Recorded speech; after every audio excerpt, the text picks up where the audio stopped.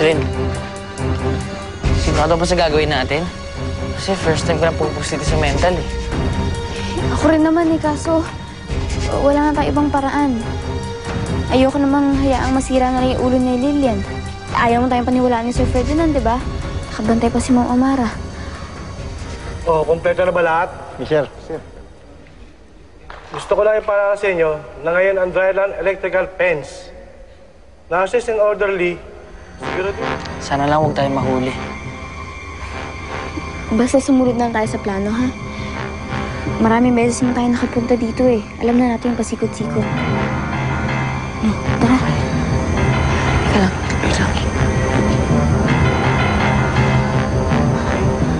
Siguro din yung mga pasyente ninyo nasa kanya-kanyang kwarto na. Sa mga girls naman, make sure na wala na tao sa labas.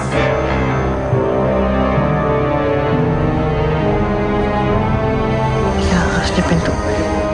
In less than 1 hour, magsisimula na ang dry run. Thank you. Tara, eh.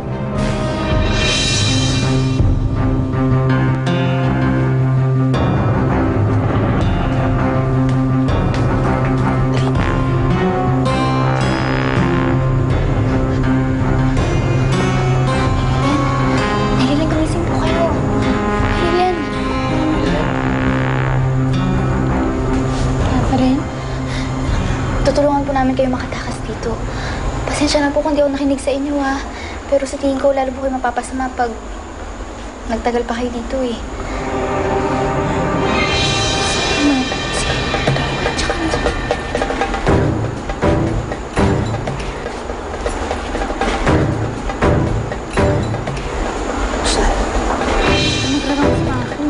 Bakit ba? Kain na tayo sa balabas sa Argentina. Catherine, tanggalin mo na. Gusto ko sa masyado.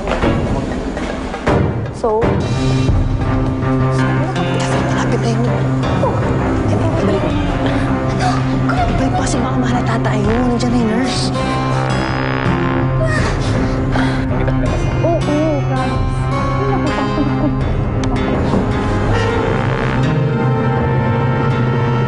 Daddy, hindi naman ako ingrata, no? Kahit pa paano namimiss ko pa rin yung kapraningan ni Mami. Ang mag-alala na. Hindi na rin magtatagal, makakasama na natin ang mami. Nakatakas si Mrs. Pontabella!